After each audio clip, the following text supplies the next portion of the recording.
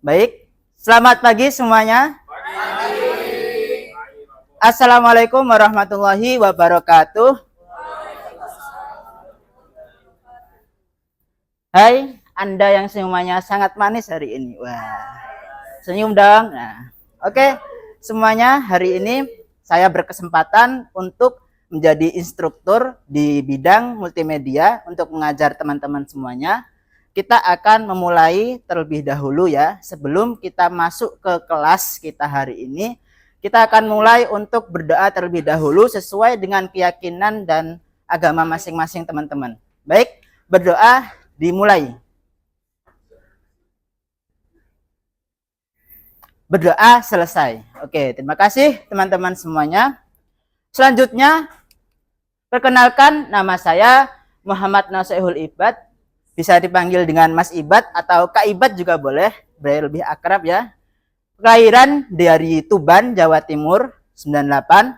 Dan sekarang tinggalnya di Pacet, Mojokerto.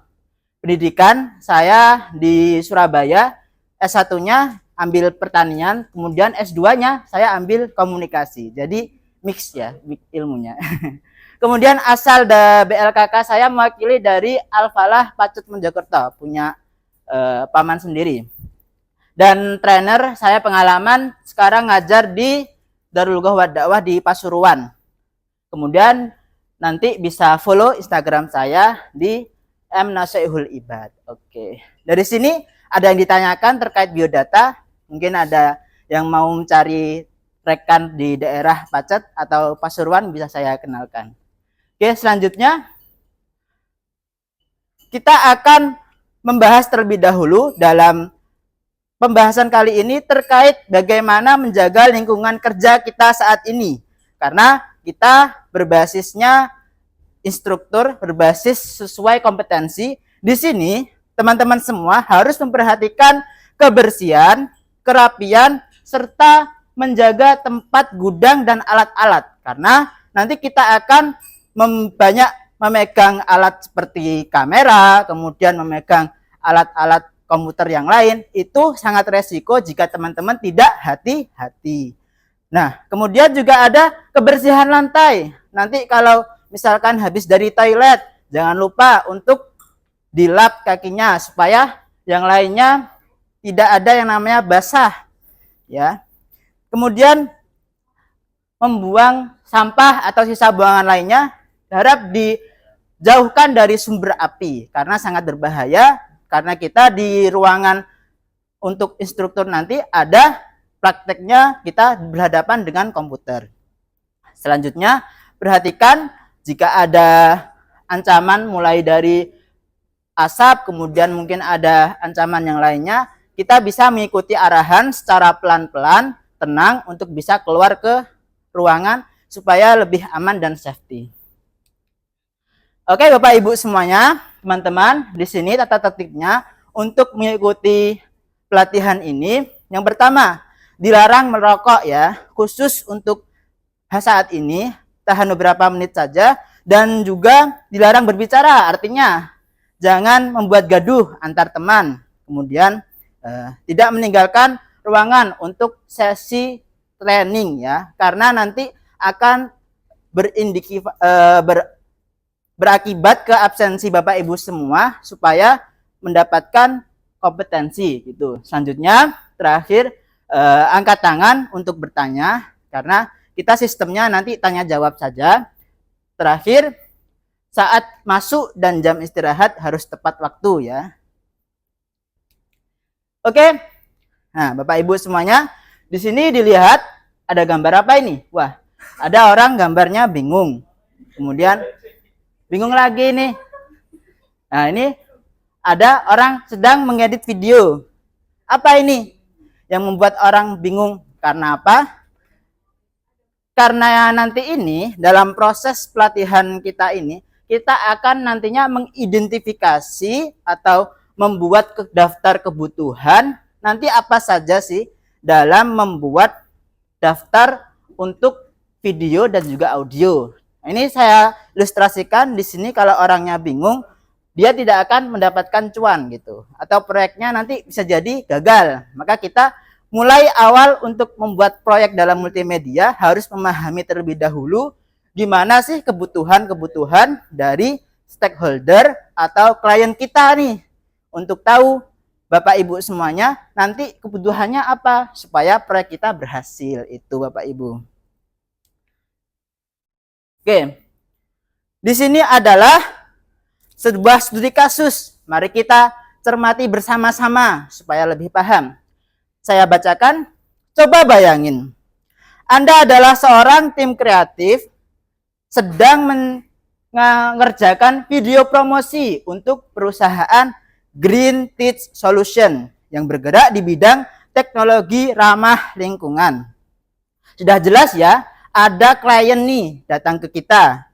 Kliennya bergerak di bidang teknologi ramah lingkungan.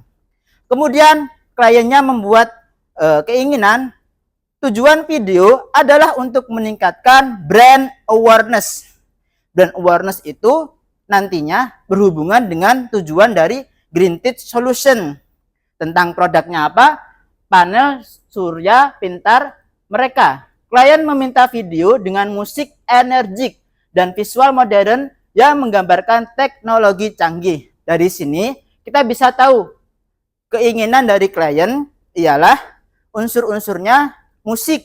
Ada musik energik. Jadi jangan dibuat Bapak Ibu untuk musiknya melo, nggak cocok nanti. Kemudian visualnya juga harus disesuaikan yang modern. Khususnya untuk panel surya bisa tuh pakai drone atau pakai transisi juga boleh. Nah, selanjutnya klien merupakan pemilik perusahaan. Wah, ini udah menjanjikan sekali. Kita udah ketemu dengan pemilik perusahaan, sudah memberi beberapa petunjuk mengenai tujuan dan harapan mereka terhadap video tersebut. Namun tim kreatif perlu menggali lebih dalam mengenai kebutuhan stakeholder, khususnya terkait elemen audio dan visual. Nah, makanya nanti kita akan belajar elemen-elemen apa saja yang sebetulnya dibutuhkan oleh stakeholder tersebut. Agar apa? Agar dapat menghasilkan video yang sesuai dengan ekspektasi klien dan audiens target. Sebab kita akan membuat videonya untuk perusahaan Green Teach Solution meningkatkan brand awareness. Meningkatkan brand awareness itu untuk beriklan juga bisa, dan juga untuk membuat masyarakat tahu bahwa brand dari Green Teach Solution itu ada gitu. Oke. Di sini judulnya dalam pelatihan ini adalah cara untuk mengidentifikasi kebutuhan stakeholder terkait. Saya dapatnya dari kode unitnya di sini sudah ada Bapak Ibu. Kemudian dapat juga di sini kebutuhan stakeholder itu nanti akan kita identifikasi dari kebutuhan audio dan video. Jadi nanti Bapak Ibu semuanya setelah mengikuti pelatihan ini diharapkan tahu stakeholder ini tuh mintanya apa gitu ya. Tujuan pelatihan ini digunakan supaya nanti Bapak Ibu semua setelah mengikuti pelatihan bisa untuk menjelaskan cara mengidentifikasi kebutuhan stakeholder terkait audio dan video yang menggunakan teknik wawancara, survei, dan analisis brief kreatif, serta sesuai standar dan prosedur penyusunan kreatif brief yang efektif dan profesional. Jadi nanti kita akan memakai cara bagaimana untuk teknik wawancara seperti apa, kemudian untuk mensurvei kebutuhan stakeholder seperti apa, dan kita analisis hasilnya seperti untuk brief kreatifnya supaya lebih bagus lagi. Nah, setelah mengikuti pelatihan ini, kami berharap di sini Bapak Ibu mampu mengidentifikasi dengan tepat kebutuhan stakeholder terkait audio dan video di tempat kerja masing-masing. Nah, saya harap kalau nanti ada klien yang datang, kita harus tahu kebutuhan dari klien tersebut itu sudah sesuai tidak dengan apa yang diminta. Jangan sampai ada hal-hal yang kurang dan nanti menyebabkan proyek dari Bapak Ibu semua itu menjadi gagal, atau istilahnya pelanggan itu kurang puas. Nah, karena kita harus bisa memuaskan dari pelanggan. Stakeholder sendiri itu merupakan individu atau kelompok organisasi yang memiliki kepentingan yang berpengaruh terhadap keberhasilan suatu proyek. Dan contoh-contohnya di sini ada perusahaan yang memesankan produk promosi seperti tadi ada Green Tea Solution. Kemudian ada juga lembaga pendidikan yang meminta konten multimedia. Banyak sekarang lembaga pendidikan yang minta sekolahnya untuk bisa meningkatkan brand awareness karena sekarang persaingan sangat ketat ya Bapak Ibu di tengah era digital. Selanjutnya terakhir kita bisa bekerja sama dengan pemerintah yang menetapkan batasan konten dalam iklan. Apalagi pemerintahan yang terbaru ini banyak sekali menteri-menteri yang baru sehingga bisa tuh dibuat kerjasama untuk membuat konten di dalam dunia multimedia. Selanjutnya ini kita harus tahu dulu stakeholder itu butuhnya ialah informasi yang mencakup dari preferensi atau yang diinginkan serta harapannya terkait videonya itu mau diambil apa, kemudian musiknya mau dibikin seperti apa. Nah, contoh-contohnya di sini suara, musik, efek video, visual, pengaturan teknis seperti apa.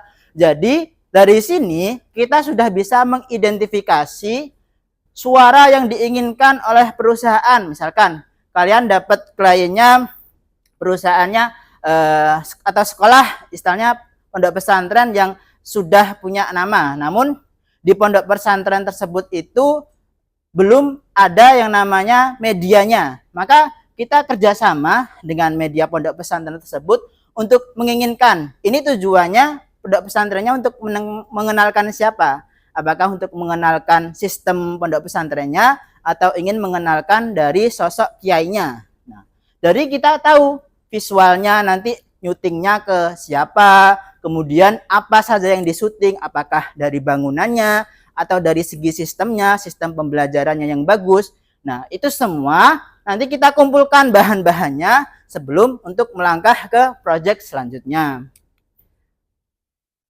Oke, Bapak Ibu semua, syarat untuk mengidentifikasi, kita punya syarat-syarat. Pertama, komunikasi yang efektif. Ingat Bapak Ibu semua, komunikasi itu adalah kunci seseorang untuk mengetahui apa tujuan yang dimaksud dari klien. Karena kalau kita tidak berkomunikasi secara efektif, bisa jadi apa yang diharapkan sama klien itu tidak akan tercapai. Selanjutnya, pemahaman terhadap tujuan proyek sangat penting sekali.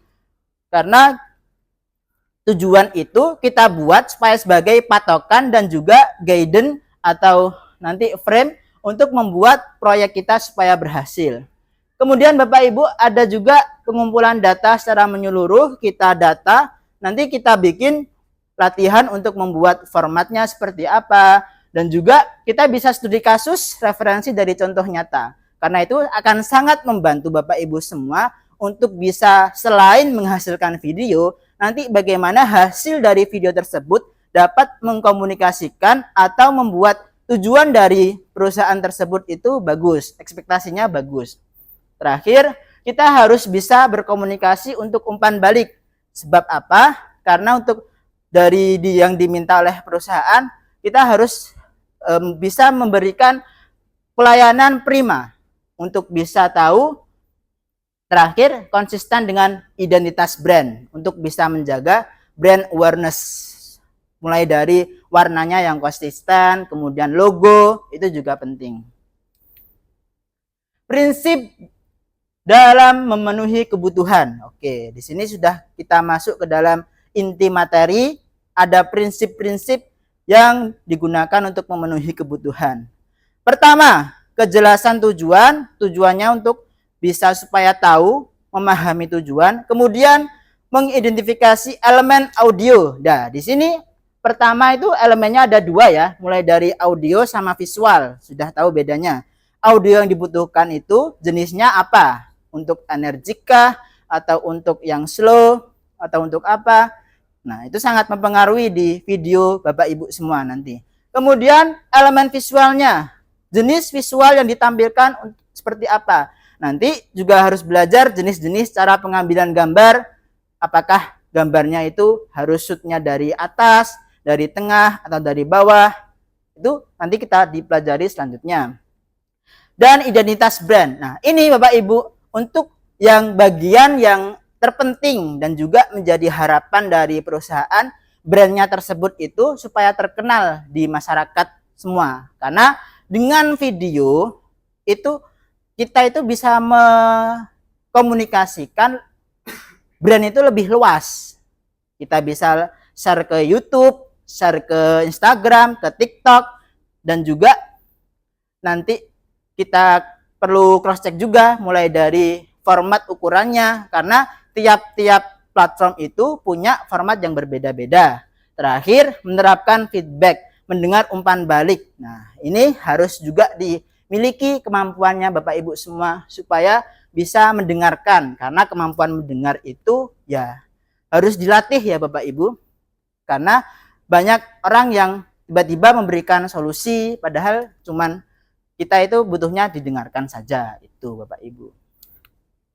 Oke, caranya sekarang masuk ke cara mengidentifikasi. Pertama kita menggunakan teknik wawancara. Wawancara di sini kita bisa langsung face to face kepada stakeholdernya yang terkait, dan kita juga sebelum wawancara lebih baik Bapak Ibu semua memberikan daftar wawancara terlebih dahulu. Cara membuat daftar wawancara, Bapak Ibu semua dapat menggunakan prinsip dari 5W1H.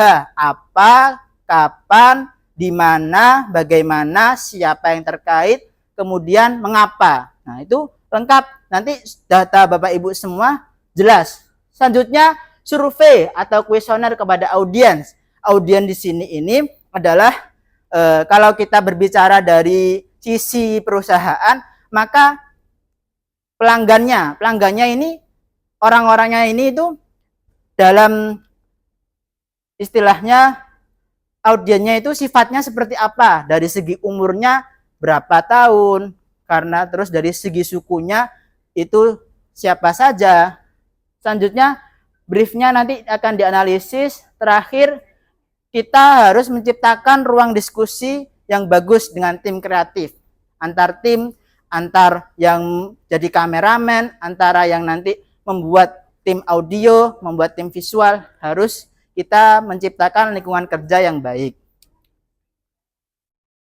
Dengan ini, dengan kita belajar identifikasi, kita nanti akan mampu memahami, pertama, kualitas proyeknya akan lebih baik lagi. Pasti mau dong Bapak Ibu semua, proyek yang baik pasti cuannya lebih banyak ya. Kemudian efisiensi waktu dan juga anggarannya kita bisa tahu supaya lebih cepat mengerjakannya, kita biar bisa punya banyak proyek juga. Terakhir, ketiga, peningkatan kepuasan stakeholder. Kalau stakeholder puas, bintang 5 kita dapat itu. Terakhir, komunikasi yang lebih efektif supaya banyak lagi di share sama stakeholder. Oh, nanti kalau Anda semua butuh untuk pembuatan video ke balai kerja ini atau ke Bapak Ibu semua. Nah, supaya banyak proyekan nanti ya. Terakhir, kesimpulan di dalam pelatihan ini, dengan memahami kebutuhan stakeholder itu adalah langkah penting untuk tahu proyekannya nanti seperti apa. Kemudian cara-caranya untuk mengidentifikasi ada wawancara, survei, analisis, brief. Nah, Bapak Ibu semua ini bisa pilih mau wawancara terlebih dahulu atau survei ke lapangan secara langsung, atau kalau sudah ada portofolio dari perusahaannya kita analisis. Nah, nanti pasti ada salah satu yang bisa kita cari. Terakhir, proyek multimedia akan lebih fokus dan sesuai dengan ekspektasi stakeholder. Nah, dengan adanya identifikasi, proyeknya itu akan lebih sesuai. Nah, ini sesi pemahamannya Bapak Ibu. Sekarang saya tanya ke Bapak Ibu, atau sebelumnya Bapak Ibu mau tanya terkait materi tadi, silakan. untuk bisa memahami. Kalau mau tanya boleh terkait beberapa materi. Atau kita langsung aja ke tanya jawab ya, ke Bapak Ibu semua. Sekarang saya mau tanya ke Bapak Ibu semua. Sebutkan 2 cara caranya untuk menentukan identifikasi kebutuhan stakeholder terkait audio dan video. Ada apa saja caranya? Cara untuk mengidentifikasi kebutuhan stakeholder. Ada yang tahu cara untuk mengidentifikasi stakeholder? Tadi ada apa saja caranya? Wawancara. Terus satunya lagi survei juga bisa. Oke, siap. Terakhir ini ada tes evaluasi untuk Bapak Ibu. Nah, bisa dibaca